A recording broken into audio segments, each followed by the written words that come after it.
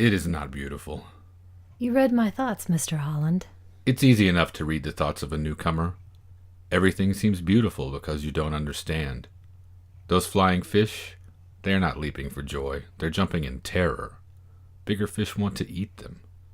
That luminous water, it takes its gleam from millions of tiny dead bodies. It's the glitter of putrescence. There's no beauty here. It's death and decay. You can't really believe that. Everything good dies here, even the stars.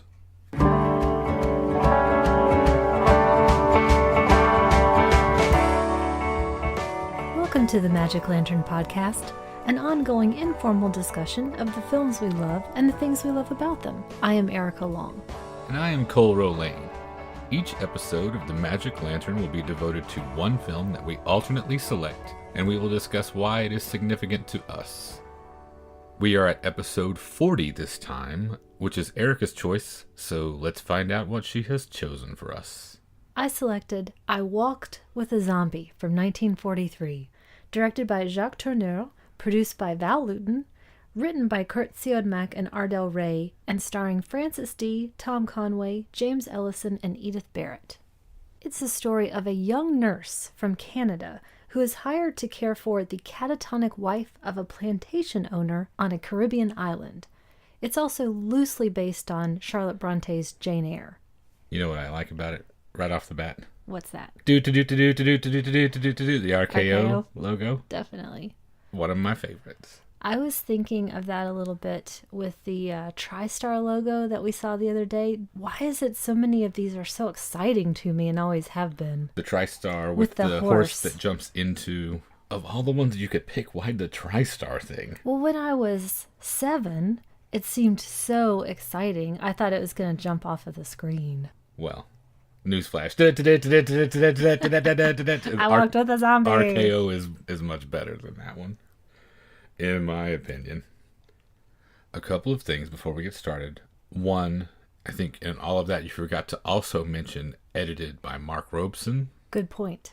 Another of that stable of collaborators that Val Lewton put together that would then go on to much bigger things himself. And two, did I ever tell you I had the titular line and I walked with a zombie? No. That's how we begin. With the proclamation, I walked with a zombie. Yes. And in the spirit of Val Lewton and this movie, let's just get right to it because no moment of this film is wasted. Well, when you were working under the sort of restrictions that he was in that contract with RKO, when everything had to be 75 minutes long, you couldn't afford to make a false move or waste any time. Now, you mentioned the voiceover, a bit of that. We first hear Betsy, our protagonist, talking about this experience that she had on this island walking with a zombie. We get right into the setup. So she's in Canada. We see a wintry scene through the window. She's cold. This idea of a job in the West Indies gives her this faraway look in her eye. And my favorite part is she whispers to herself, palm trees. I know what that's like. So you feel an immediate affinity for this character because you share a love of palm trees? I do. I would also probably take any job that took me to palm trees. Well, there's a lot to be said for the romantic lure of the balmy West Indies, both positive and negative, in this film and in the way that the locale and its inhabitants are used. Do you find yourself relating to her in other ways throughout the film, or is it just right here at the beginning? I think it's just right here. Okay. There's probably another element that calls out to me as well. It's the same sort of tone that Rebecca has. And there are a couple of things that occur later on that really made me think of the opening to Rebecca. Oh, we're going to talk a lot about this, because that was specifically something that I wanted to get into when we get to the end, when we wrap up and we talk about why you chose this one in particular. Okay. So right now, we're back with Betsy on this transport ship out to St. Sebastian, which is the name of the island. My third favorite scene in the film. This scene, yes, when they're on the boat. Right, the one we reenacted for our opening. Yes. Why is that? Because it sets that tone for the rest of the film. It's not just melancholy, it's fatalistic. The thing that's most striking about all of that is that this film takes everything farther than it would go in a normal film, quote unquote, from that time frame. And this pleasure cruise that she thinks she's on, the destination is one of abject misery, is what he's trying to explain to her on the way. That there's nothing left but decay. And when they arrive, it doesn't feel so much like it's a rich and fertile land as much as it's overripe. As if things are rotting on the vine. And that feeling pervades the whole thing. That atmosphere, I think, is fantastic. And the he that you mentioned is Paul Holland. Mm-hmm. He's the plantation owner that we referred to. It's his wife that she's coming to nurse. And every moment that gives her that faraway look, that romanticism, he's there to undercut it. Now, do you get the feeling he is specifically trying to be cruel, or is he just being pragmatic and trying to prepare her for what is the flatly delivered truth? I think it's a little bit of both. I think he hasn't had a person like that in his life in a long time, so I think his anger definitely comes through. But for the most part, it just seems like honesty. And every time he faces away from her, she wants to draw nearer. He's a cipher, and yet that's somehow attractive. And I think about some of our recent episodes as well, where I just want to say, you need to run away. He's telling you, get away from me. Believe him. We've arrived in St. Sebastian at this point, and the scene that I love is when she's being taken to Fort Holland in this carriage, and she's having this conversation with the carriage driver. And again, we get to that honesty, which is also, though, quite cruel, because the driver tells her clearly, we're here because the Hollands and the people that came before them brought slaves to this island. We are the descendants of these slaves. And she's completely tone deaf in this scene. Oh, it's a beautiful place, though, anyway, isn't it? As they're talking about chains at the bottom of the boat that brought the slaves here. And his answer to her is, if you say, miss, if you say. And I'm thinking about the complexities of this setting that are established right away. That's the real strength of this entire film. And it's complex, yeah. The word you choose is perfect, because in 1943, there's a lot about this film that is extremely progressive.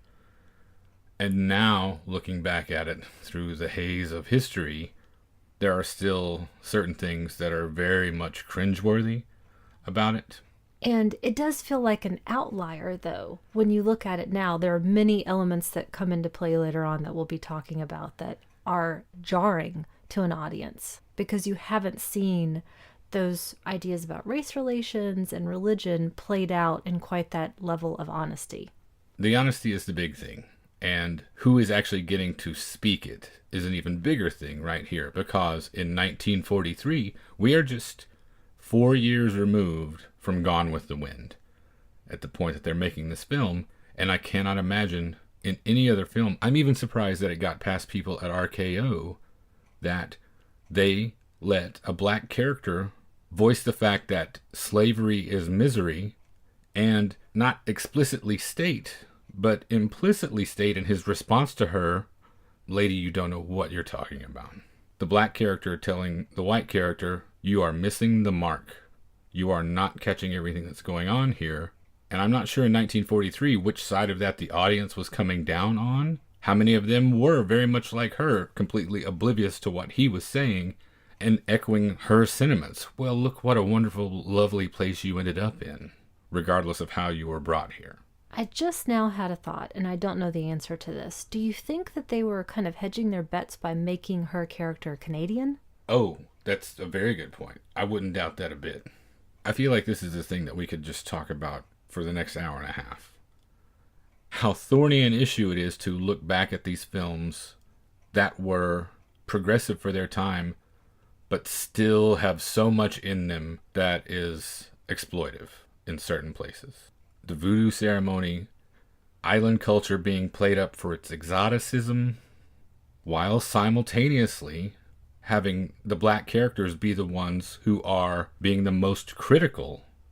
Sir Lancelot in his song, which will come up, the carriage driver.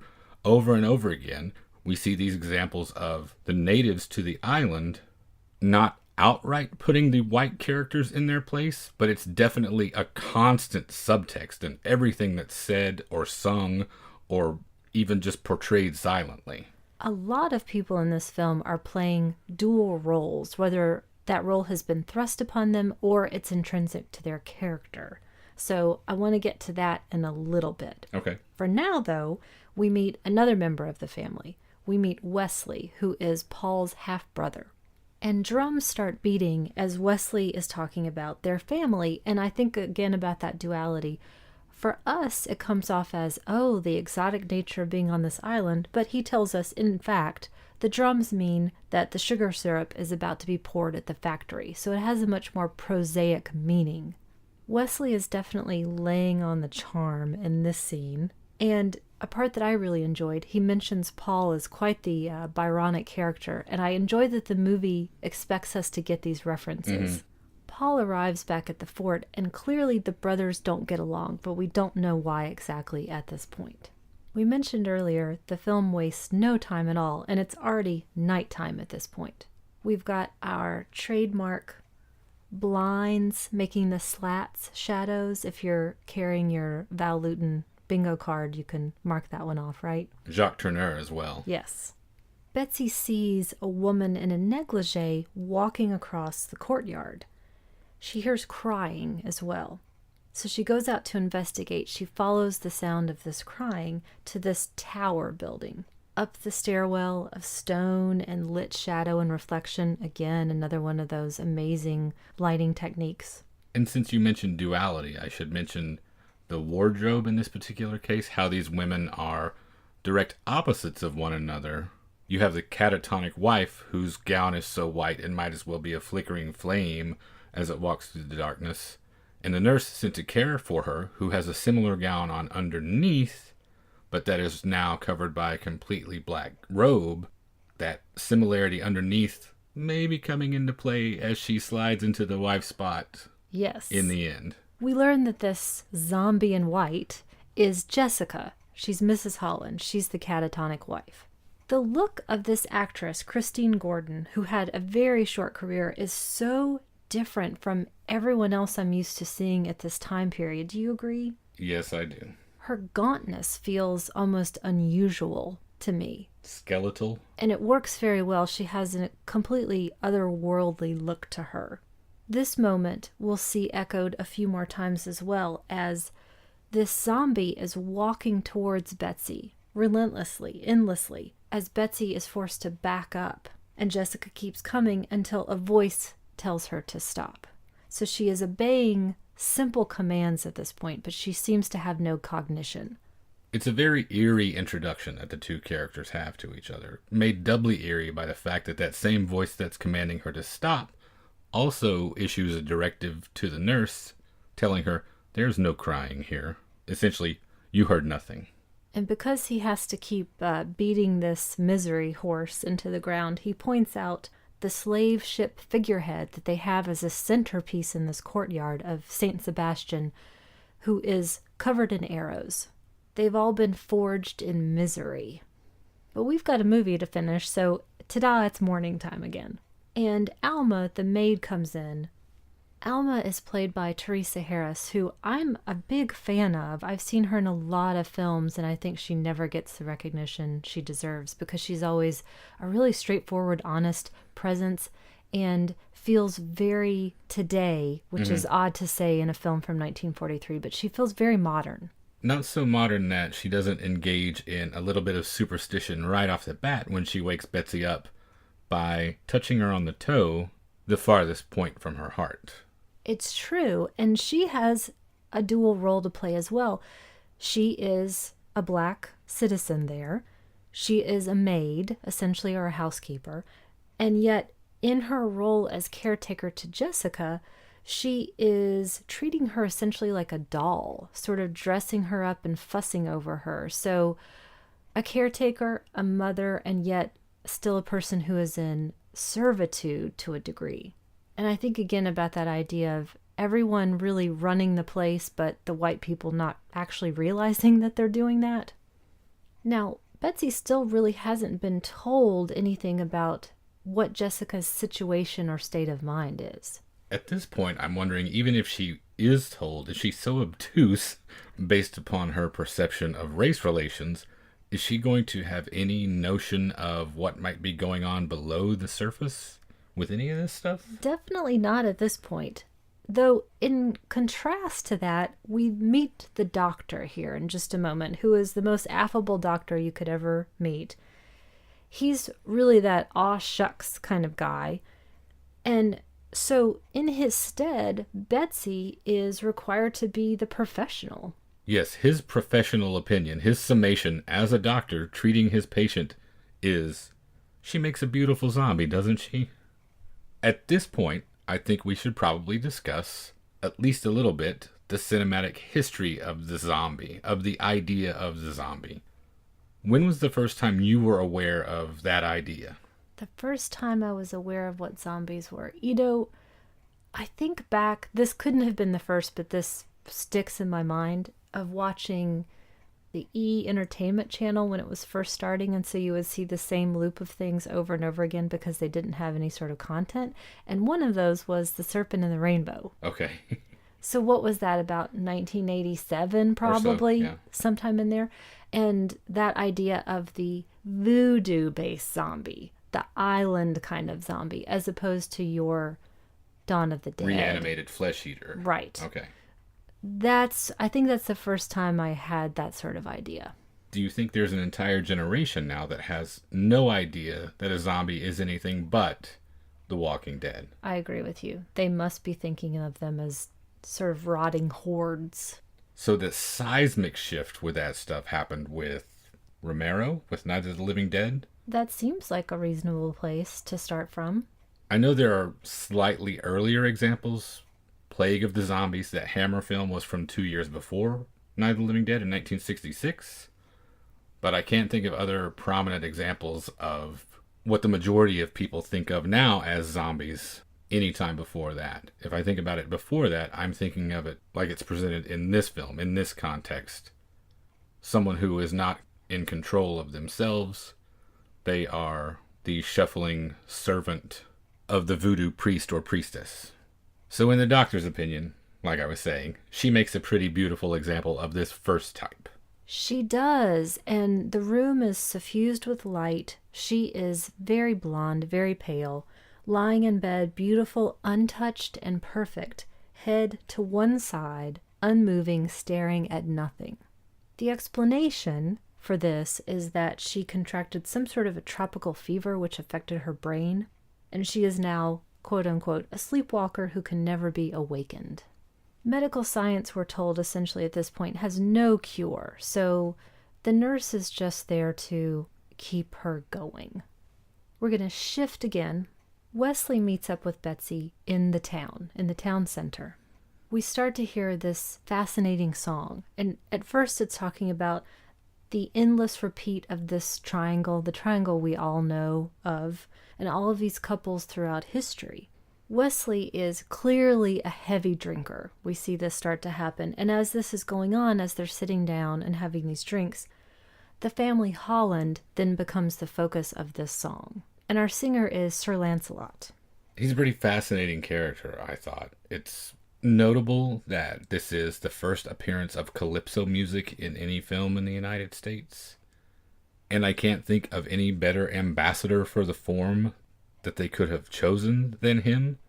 He is a really captivating singer and storyteller, and this song is straight gossip. It is. He is outlining all of the family's dirty laundry, all of the infidelity and the madness and the destruction, and airing it in the town square in front of, unbeknownst to him at the time, Wesley, who is one point on this triangle. An interesting note about Sir Lancelot, and I think you may know this. I don't know because it's later in the run, in the episodes that you don't like as much, but Sir Lancelot figures prominently in an Andy Griffith episode. Oh. That tangentially has to do with zombies, in a way, in which Howard travels to the Caribbean. Howard Sprague. I remember Howard's shirt. Yeah, but you don't remember Sir Lancelot's I appearance? Don't. He's in that episode. I probably as was well. throwing up. It just goes to show you, in a small town, everybody knows your business. Mm-hmm. This is not news to anyone that he's singing to. They all know the story. Wesley's loudly trying to distract Betsy from hearing this, and clearly she's wanting to say, shut up, let me hear what the ending is. When someone finally goes over to Sir Lancelot to say, hey, the Rand brother, he's right over there. And they are, my guess, is the central employer on the island, so you've got to kind of watch yourself a little bit. He decides he's going to go over to apologize, which doesn't go particularly well. As this is winding down, we start to hear in the song of the other person in this triangle, the person who is hateful and cruel and will get her too, referring to Betsy, even as she's trying to defend Paul to his brother.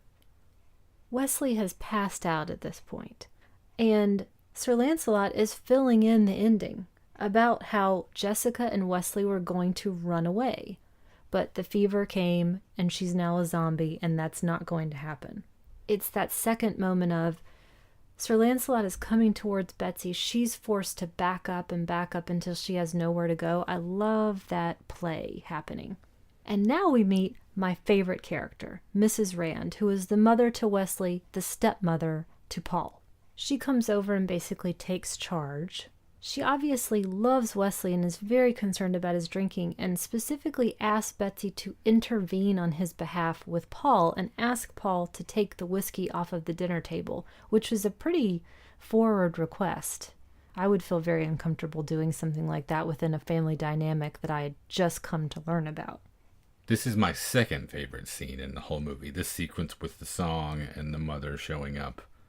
Because I realize at this point, listening to his song in relation to the things that Wesley is saying and the things that the mother is saying, can you, if you are her, trust anything any of these people are telling you except the Islanders? You or I, we would probably be following the Islanders. I think she's on Team Paul at this point. She seems to just go with anything that he says. You're probably exactly right. I'm probably on board with all the Islanders because everyone has an agenda, certainly, even them. I'm just pro their agenda versus everyone else. And that's because the Hollands and the Rands have this thing going where they are clearly still exploiting the Islanders. At least the mother adopts this position of science over superstition, but she's also delivering that with a side dish of Judeo-Christianity. Her acknowledgement of voodoo and her participation in the rituals has nothing to do with respecting the Islanders' religion or their autonomy. It is only about using that as a delivery method to put her message across. That leads me to something I want to talk about right now. Thank you. Okay. Which is that we've now met the three central women, four if you include Alma, but I'm specifically thinking of Betsy, Mrs. Rand, and Jessica. And for me, these female characters are by far more interesting than the male characters, which is again kind of a change. Mm-hmm. There are a couple of things about that stand out to me. As love interests, everyone is completely bland. Definitely. For the central problem to be caused by inflamed passions, I'm not seeing a whole lot of that. And ultimately, even though that's the case, they are very much more interesting characters, and the plot definitely centers around all of their activity. Are they still disproportionately punished versus the male characters? Which is something that we can wrap up once we get to the end. Okay, I'll have to mull that over a little bit as we go. In the meantime, here's what I was thinking about. Jessica, though I think you're right, we're not seeing a lot of hot blood flowing, but Jessica is so vividly described to us by the people whose passions she inflamed, at least in their minds, that we have to believe that she could have been at the center of this or any other triangle. And for me, that works. Hearing what they're telling us, I believe it. In Betsy, we have a professional woman. Even though she is starry-eyed, she does seem to know her own mind, I would say. And she clearly sets out to do what's right. She does, though, indulge in that annoying characteristic of falling in love with a mystery who tells her, "Don't love me."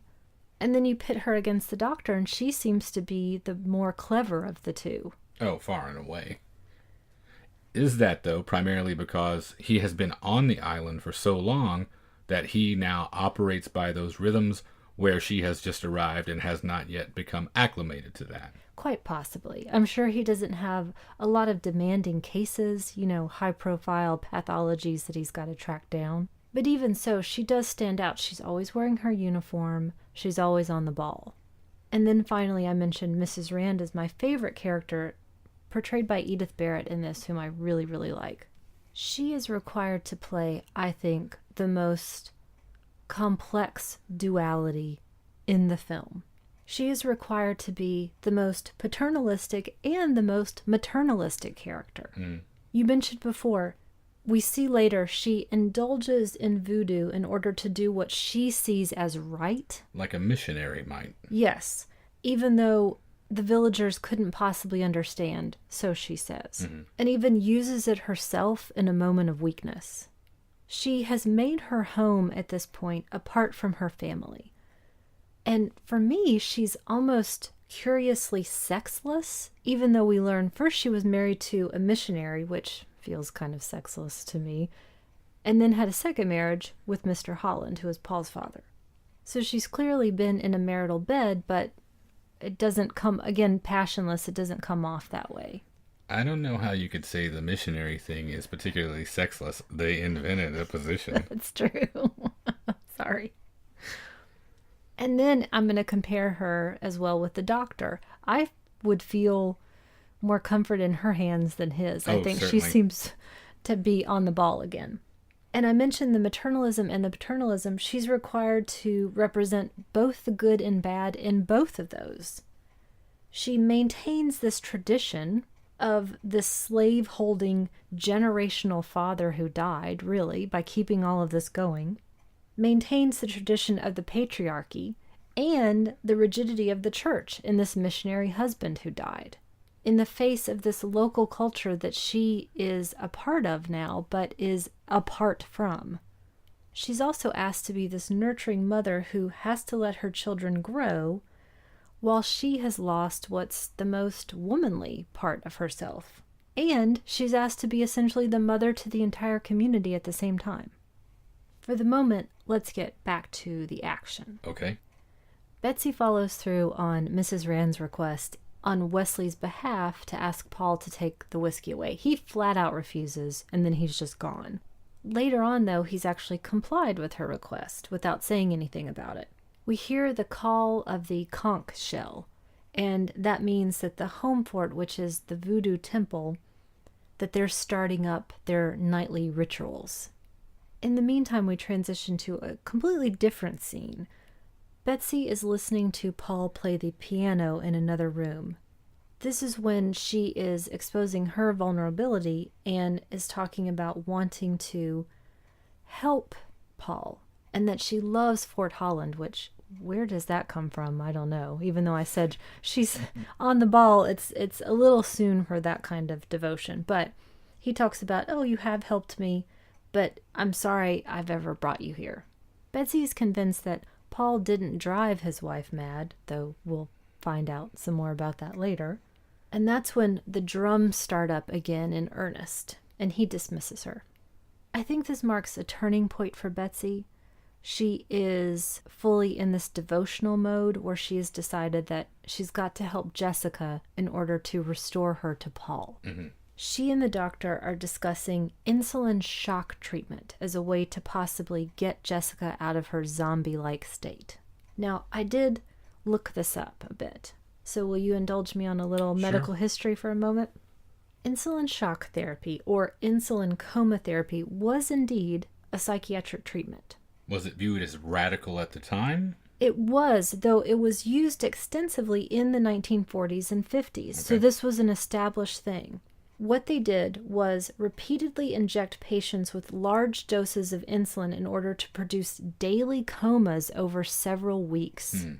However, it was mainly used for schizophrenic patients. I couldn't find anything that would have suggested it's for people already in some sort of a, even though it's a walking coma, in that kind of not for treating catatonic catatonics states. Right.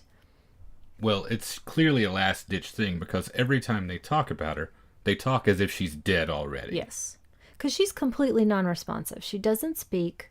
She doesn't respond to stimuli except for simple verbal commands. And I read something interesting again about the shock treatment. People have tried to explain why it was actually accepted at such an uncritical level. And one person was writing about how it wasn't based on the scientific evidence or knowledge of the treatment. It was more about the impression that it made on the people who saw it take place, which is something that Betsy expresses. She talks about how she's seen it happen and she's seen cures, which is debatable. But it produced very dramatic results. However, it completely fell out of favor and is not used anymore. But I think it would appeal to Betsy and the doctor because it produces such a dramatic result. It makes you feel like you're actually doing something rather than just standing by. We have another of these interesting moments in how the races are treated when the next morning Betsy meets the new baby of one of the local families. And she is, to me, allowed to say, "This black baby is beautiful." Can you think of any other film at that time period where you would have heard something like that? No, nothing comes to mind. And this is happening, though, even as they're all deferring to her and almost curtsying to her. So again, these odd plays on who is in charge, who really has all of the knowledge. Well, we are hurtling toward the centerpiece of that sort of conflict. Yes. This is where the seed is planted that there are other doctors, better doctors, at the home fort who can cure anything, and that they can definitely cure Mrs. Holland. We're back at the dispensary at this point where Mrs. Rand works, and this is a moment that you had alluded to where she is treating a very young boy. He has both voodoo and Christian icons on his body, and she's talking about how are you ever going to get to heaven with one foot in the home fort and one foot in heaven? Why would he even need to worry about something like that? Again, it's this sort of patriarchy cycle over and over again. Betsy is talking about this idea of taking Jessica to the home fort, and Mrs. Rand is flatly against it. Well, whether she's against it or not, that's what's going to happen. And there is so much that is great and terrible about the film and all of these ideas that it carries in this entire sequence. My favorite scene to look at, it's so visually stunning, these long tracking shots as Betsy leads Jessica through the cane field to go to the voodoo ritual. And so you have all of these ideas, these representations in the pro column and the con column. You have a clash of cultures, obviously. We know by implication which one we're supposed to favor. Are we? I definitely think so. Because the ultimate message of the film is not that we should leave advanced Western medicine and science behind and embrace voodoo. And it is very much in the Judeo-Christian tradition of adulterers are punished, women are punished. There's a whole lot to it. I guess that's true. Maybe it's that Appalachian part that comes out that makes me think anyone that I watched it with would probably say, well, of course you're going to go to the home fort. The implication is the people from the island are primitive, and there's just no getting around that part of it. That science is superior, which, in my estimation, that applies to whichever religion or superstition you're pitting it against, not just voodoo. That applies equally to her Christianity as well, as far as I'm concerned. That's not how she saw it, and that's probably not how it was intended for the audience to take it. Other conflicts that you have built into this thing, you have what seems to be a fairly well-researched and accurately represented voodoo ritual. When you look at any of the other ethnographic films that were made on either side of that, or even up to more recent times, it's a fairly accurate depiction of those things as far as Hollywood goes. And they don't seem to be focusing on shock or titillation or exploitive aspects in presenting these people's religion, but it's definitely there still to play on the old, ooh, isn't this exotic, this thing that is so foreign to us. Agreed. It's definitely toned down if you look at something like King Kong. Yeah, you know, you think? that's the crazy level Yeah. of we've never actually seen any of this take place, and this is what we imagine it would look like. Right. And this is the toned down version of that. This seems almost scholarly compared to your It King does. Kong reference. Especially when it's shot so beautifully and put together so well. It seems like they took care with it, the way it's assembled. Yes. So you've got this extended scene of her leading her through the cane field and coming upon the Guardian. Carrefour. Right, played by Darby Jones, in some of the most iconic horror makeup that you'll ever see. He looks like he's sightless. He looks like a giant. I also skipped over the one actual truly qualifying horror shot in the whole thing prior to their meeting him. As they're walking through the field and they're coming across the remnants of some of these rituals, they come across skulls and bones laid out in formations on the ground, and they come across a really striking image of an animal hanged from a tree. That is the one, I think, genuine shock, the scare moment in it. But because of where it takes place in their isolation and the actual separation from the ceremony itself, it does not feel in this instance like that is meant to be a commentary on island culture. To me, that moment played more like any other Luton signature jump scare, like the bus in Cat People, for instance. It's what elevates it to excellent, in my opinion. It's so visually striking. So they're making their way through the field, and they've seen all of these disturbing images, and she is determined, you can tell Betsy is, not to be frightened. And at that very moment is when her flashlight falls on his eyes. He lets them pass, and he goes back into the cane. Now we're getting to the gathering. Now we're beginning to see what's actually happening.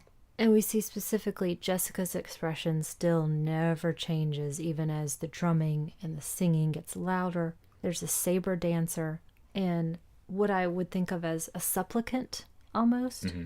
We see this process that's going on, which is that a person goes up to the door, speaks through the door, listens, is told something, and leaves. And then the next person comes and the next person comes. Betsy and Jessica get into line. At this moment, Betsy is pulled in, but Jessica is left outside. Wrong move on her part. The person who pulls her in is Mrs. Rand. She's been this wise home fort spirit guru the whole time. She says that she learned to use the gods to treat people because they wouldn't listen otherwise. Now, outside in the meantime, the Saberman approaches Jessica, gets her to raise her arm, and plunges the sword in. There's no blood, no reaction. Betsy takes Jessica back through the cane, back safely to the tower, and Paul is waiting. She says again that this is because she wanted to help him. He's very angry and confused, I think, as to why she wants to give him his wife back. He definitely does not want Jessica restored, he specifically says. Yes. A little bit about Tom Conway here, who plays Paul Holland. His stock in trade for me is never looking someone in the eye that he's talking with. He does it a couple of times here, but it is so distracting to me. The favorite example of that would be in The She Creature with Chester Morris. Can you blame him for not wanting to look Chester Morris in the eye with those eyebrows going crazy like they are all the time? True. I couldn't concentrate if I was looking at his face. Well, you can't look at Frances D either, apparently. And she was gorgeous. But anyway, so we now know Paul does not want Jessica back, doesn't love her anymore. This is an incredibly confusing, conflicting situation that she is now in. Almost as confusing as everyone out there right now who is trying to figure out who Chester Morris is. I will mention him later. How about that? Okay. And then you can go down a little IMDb hole. If you don't know who Chester Morris is, I've got nothing to say to you. If you want to see the eyebrows on parade with Chester Morris, find a film called The Bat Whispers. It is off the charts. Yes. And a really revolutionary film in its own way. Yeah. A film I like an awful lot, but the eyebrow action in that is top notch. Yeah. Anyway, back to the movie. Clearly the villagers have been planning something because they have put a dress on a little blonde doll, and they want to bring her back to the home fort to keep testing her, to keep working on her. Because of this, and because of this action that Betsy has taken and riled up this whole community, the police are there to figure out what's going on.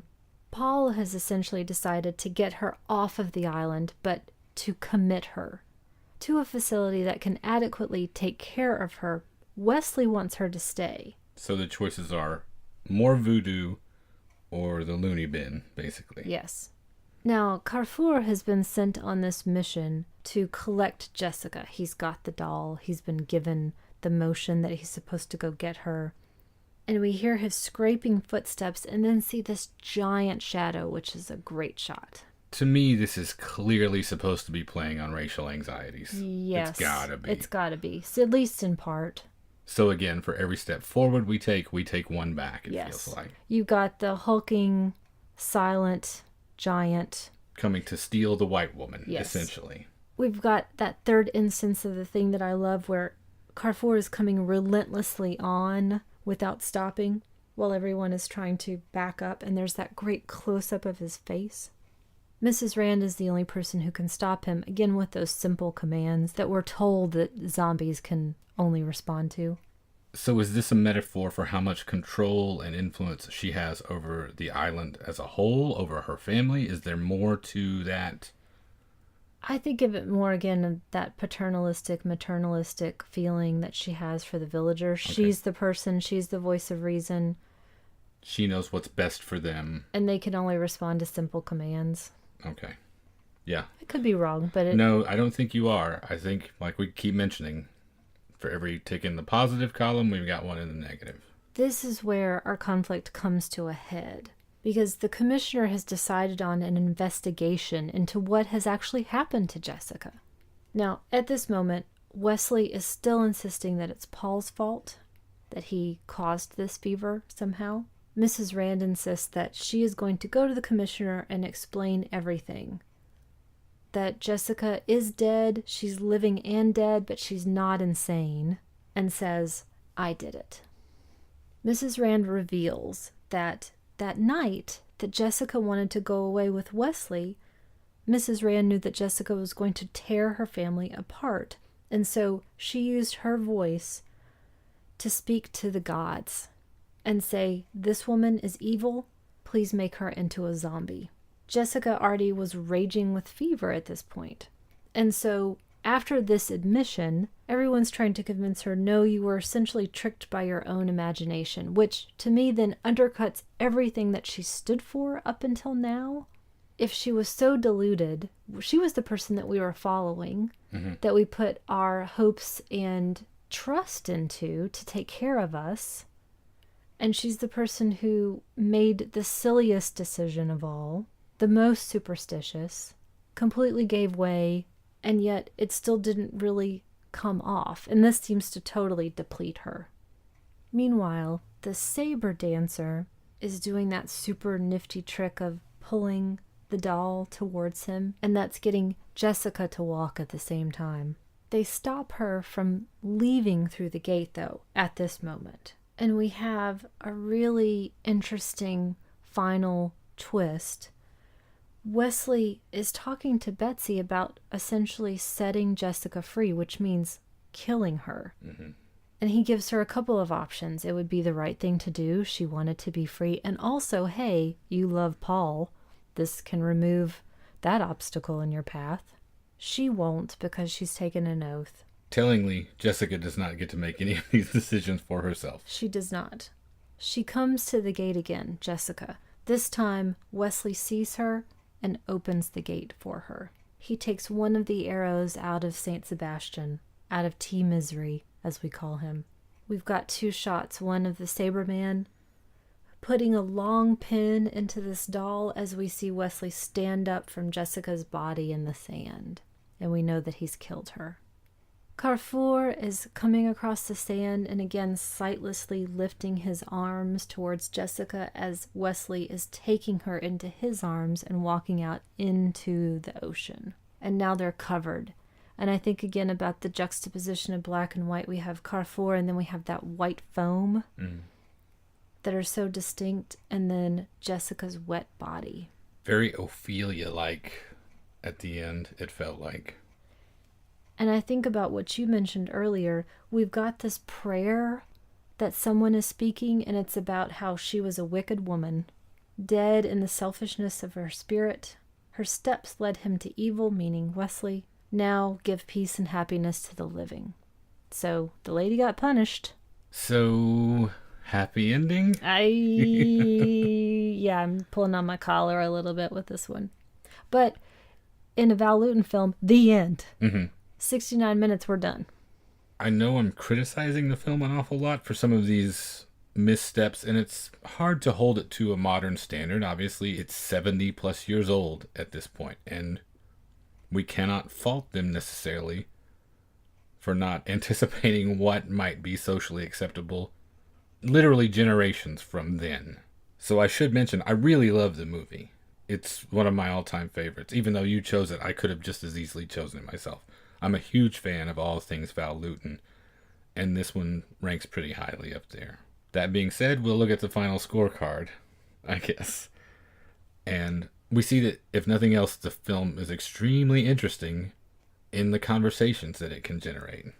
I think for me, though, now as I'm saying it, maybe I should backtrack, but I think it's enough that they raise these questions and allow people to have these conflicts without necessarily coming down on one side or the other every single time the same way, that it allows for some of that ambiguity and for it to continue to be relevant and interesting.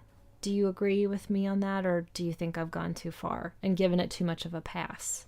No, I think that's valid. And I do think it actually maybe shows a little more consistency than might have been communicated by the way you put it. Because the characters that actually get to say those things and the things they say, it generates a pretty uniform message for the most part. Because you have all of the socioeconomic implications being dealt with directly addressed by the people that it affects. Not by the people in charge, but the people who are suffering from it. So much so that they specifically mention at one point that death is favorable. Their religion celebrates death because that is a release from misery. Because we're forged in misery. So in that way, it's well ahead of its time in putting those sentiments in the mouths of the characters who are feeling those feelings, rather than having a white character act as a surrogate and comment on those things for you or translate them for the audience. Those characters are getting to speak their own feelings about their own situation over and over again. So I think it's pretty consistent in that regard. Where it's less consistent might be in when it chooses to exaggerate or not exaggerate native characteristics. Is the religion, the way it's treated, is it an accurate depiction, or is it a little bit more tourism sometimes? Is it for shock and titillation occasionally, or is it for strictly education? The other thing that seems a little regressive is, obviously, who ends up being ultimately punished and how. And that manifests itself in a couple of different ways, both of them a little bit troubling. You have the white woman who at the end dies / is sacrificed, and making her the focal point, does that undercut generation after generation of native suffering? And then the other things that get punished, female sexuality and non-Christian religion. How did those things feel to you? Well, one thing you mentioned really jumped out at me. Jane Eyre is my second favorite book of all time. Love it, read it many times, have watched many adaptations of the story, and so I thought it was really fun to see some of those inspirations come through, and then some specific choices that they made to make it a little bit different. And one thing that comes to mind for me is the character of the wife again. You mentioned that the white woman is punished, and I'm thinking back to the original Mrs. Rochester, who was also punished.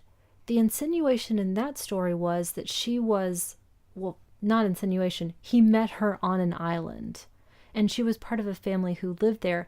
I don't get the sense that she was part of a white family, but probably more like mixed blood. And so I think that that's a really interesting change to make, that they took a mixed blood woman to be punished and turned her into a white woman. Back to your question, though, and how it relates to Jane Eyre. I love those elements that they kept, meaning these big secrets, these big mysteries, yet some of them are revealed to us right away, so we're still left wondering, oh, what is going to be this other twist that happens? I really like the utilization of the other part of the triangle, meaning the brother who is destroying himself. I think that's an interesting character. And then I mentioned again my favorite being the stepmother. I think that she's a great addition to the story. Betsy is no Jane Eyre. She doesn't quite meet that level. Yeah, I don't think so. But I like seeing this young woman on an adventure that she's not yet equipped to understand. Well, I was being facetious when I say happy ending when I'm asking you when it's all wrapped up, but seriously, who wins? I'm going to say again, I feel like I've said it multiple times over the course of this podcast, don't fall in love with the mystery who cannot return your love. That's a losing game. So if Betsy has gotten her rival out of the way, she's still going to want to be with Paul Holland? He's going to miraculously be a loving, cherishing husband? No, it's still going to be exactly what he outlined for her on the boat. It's decay and misery, and I do not see him making a 180-degree turn. He's playing ragtime on the piano when she gets back? Not this time. So now, in the history of the podcast, you've done this, you've done Rebecca, you've done The Uninvited. Mm-hmm. Are you sensing patterns I'm here? seeing a little bit of a pattern with these craggy shorelines and Can we go live there? all this gothic misery. What is it about this type of film, this atmosphere, this mood, this story that speaks to you over and over again? Because it seems like variations on these themes have cropped up a few times now for you. As you're asking it, the first thing that pops into my head is wisteria. Am I just a product of where I'm from and endless years of columns and weeping willows and wisteria everywhere and darkness and Southern Gothic stories and Appalachian folk remedies? Does it just somehow appeal to me? But you're not choosing Faulkner adaptations over and over again. Excuse me. We're not watching A Rose for Emily. Yes, but or Wise Blood. These are, well, Wise Blood was on my Ants in the Pants That's of true. the year before. That's true. Thank you very much.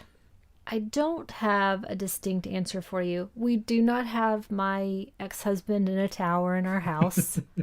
I don't have any big secrets or big mysteries. I don't have any big skeletons that you're unaware of at this point. But you clearly would like to have Yes. I would clearly be loving to go around solving mysteries like this while wearing negligees, maybe. Or a cool cape. I'm into it. Now, if we had a tower, what would you be hiding in it? Maybe the cast of Thundercrack. An insane scabby gorilla. I would let the house out as an Airbnb for them, but I don't think I'd put them in the tower and isolate them. I want in on that party. Okay. If I'm going to put something in the tower, it's probably going to be a lifetime supply of Milky Way, so you keep your filthy mitts off them. Fine. Yeah, I don't really like candy bars. I You're never... said no one ever.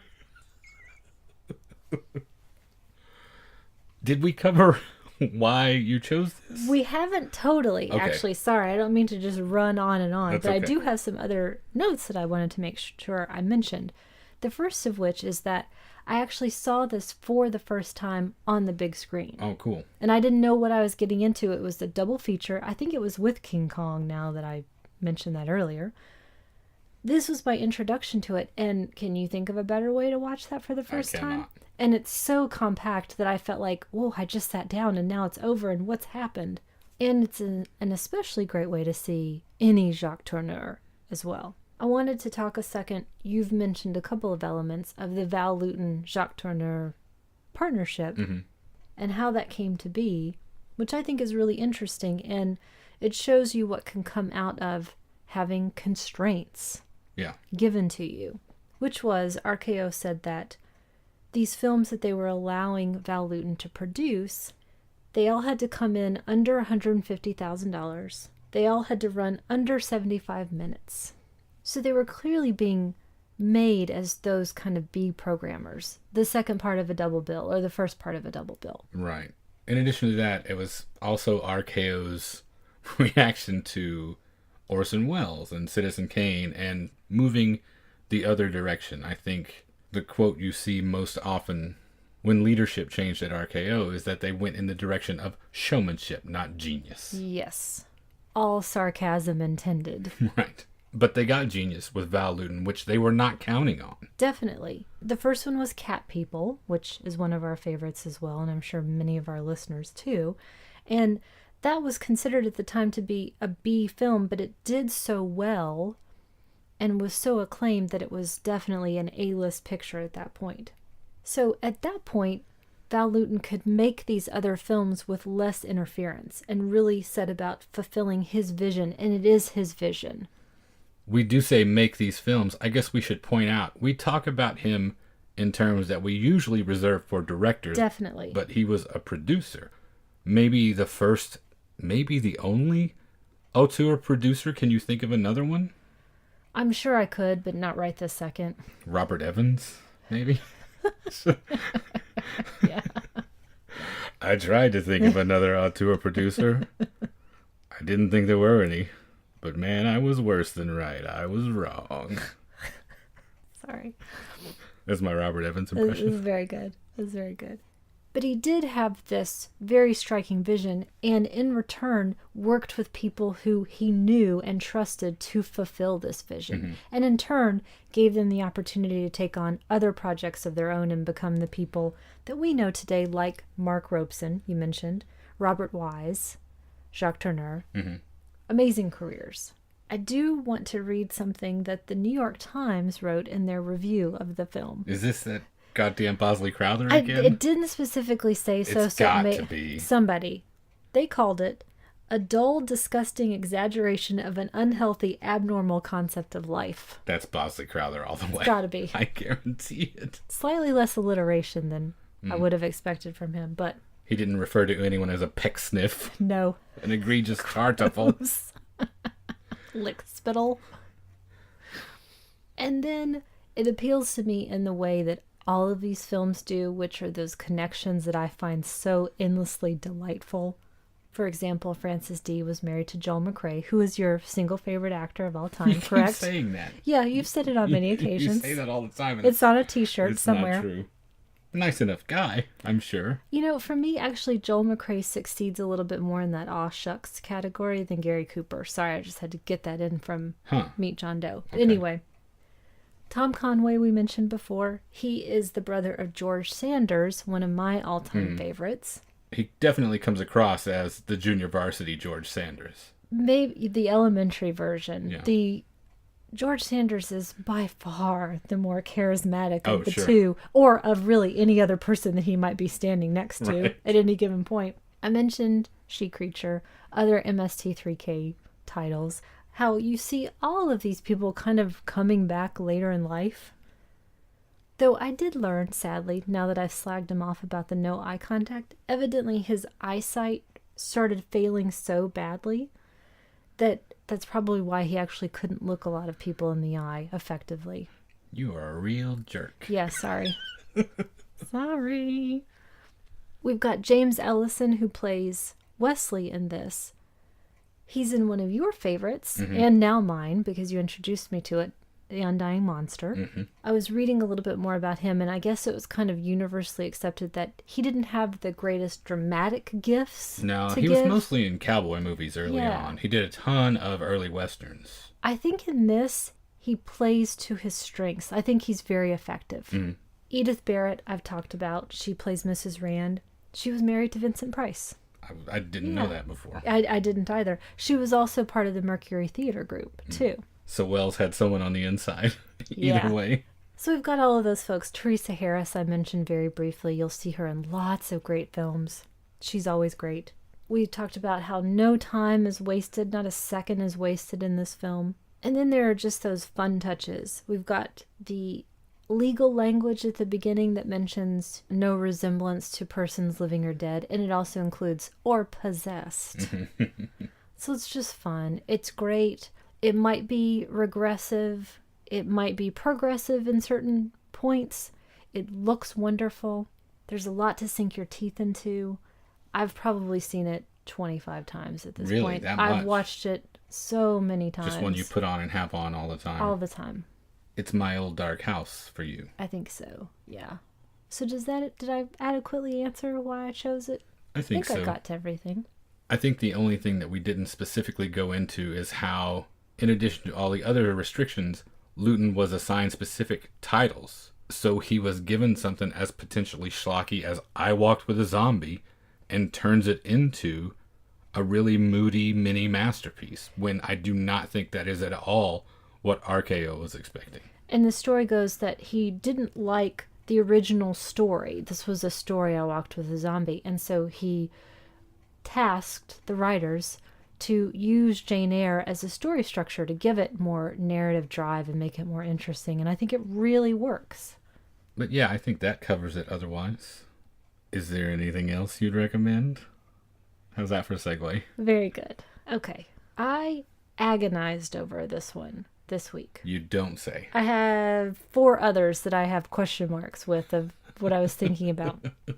We watched Caught from 1949 the other day, directed by Max Ophuls with Barbara Bel Geddes, Robert Ryan, and James Mason. Mm-hmm. It's about a naive young woman who marries an extremely wealthy man to realize later on he's truly insane. I'm recommending this, one, because there's a triangle in it. That was the most obvious through point. But really because I'm still flummoxed by it. I've still thought about it every single day since we watched it. What in particular still resonates? Everything. Okay. Because I know what I'm still thinking about. What are you still thinking about? I'm still thinking about, especially in terms of how it relates to I Walked with a Zombie, that even though everyone seems to have gotten what they wanted, I feel terrible, sort of, at the end of it for all of them.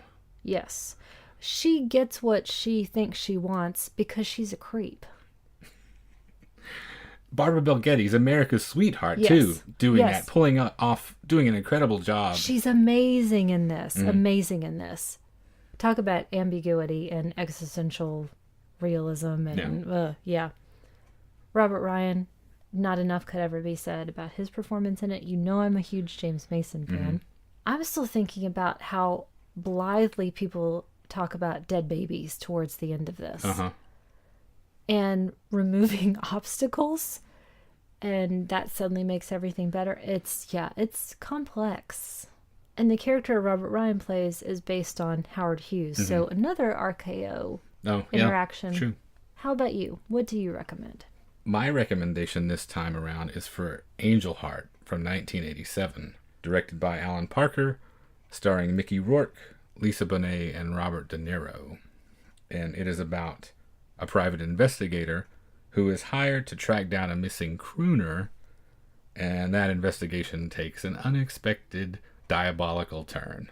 My connection in this is the interloper interfering in voodoo culture, along with a number of the same troubling aspects of cultures clashing, exploitation, and the role that religion plays in all these people's lives.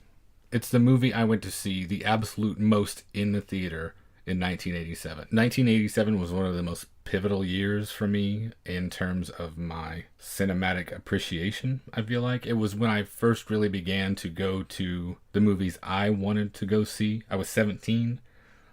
As a kid growing up, all the trailers I would see would have that bar that came across at the beginning for R-rated films. No one under 17 admitted without parent or guardian, so 17, 17, 17. Now, for me, I know for some people it's 16 and I get to drive. It's whatever their milestones are. For me, 17, I get to go to the movies, any movie I want, by myself, anytime. And so 1987 was that year for me, was a big deal. And out of all the things I saw in the theater, I probably went to see Angel Heart 4 times, 5 times in consecutive weekends, maybe a Friday, Saturday, and a Sunday, and then the next weekend again. Yeah. I loved it so much and made everyone that I knew go to see it with me, some of whom are still probably angry with me about that. Shouldn't they be thanking you?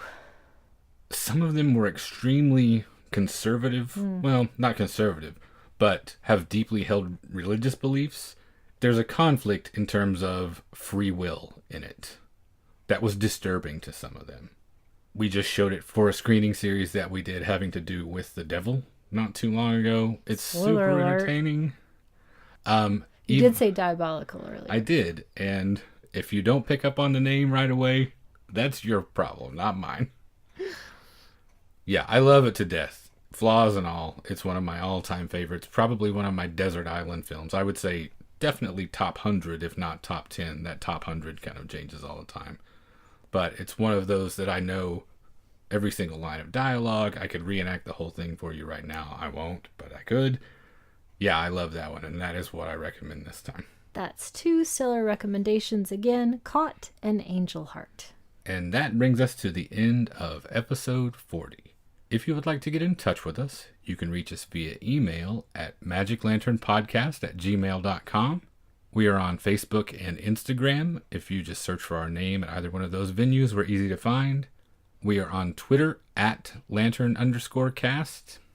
And I just wanted to take a second to say thanks to everyone who shared links to the show or gave us feedback since our last episode. Neil Barnholden, the fine gentleman over at the podcast Fuds on Film, RJ Tugas, Jeff Duncanson, Tim Lego, Grindhouse Dave, Mike Scharf, and Travis Trudell. Thanks a lot for sharing the show.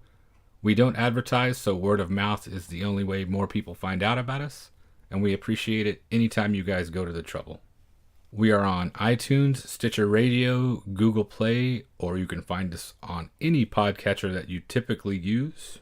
If you would like to leave us a rating or review at any of those places, we would certainly appreciate it. And finally, you can find all of our episodes, including supplemental material, at our website, magiclanternpodcast.com. And thank you for listening to the Magic Lantern Podcast.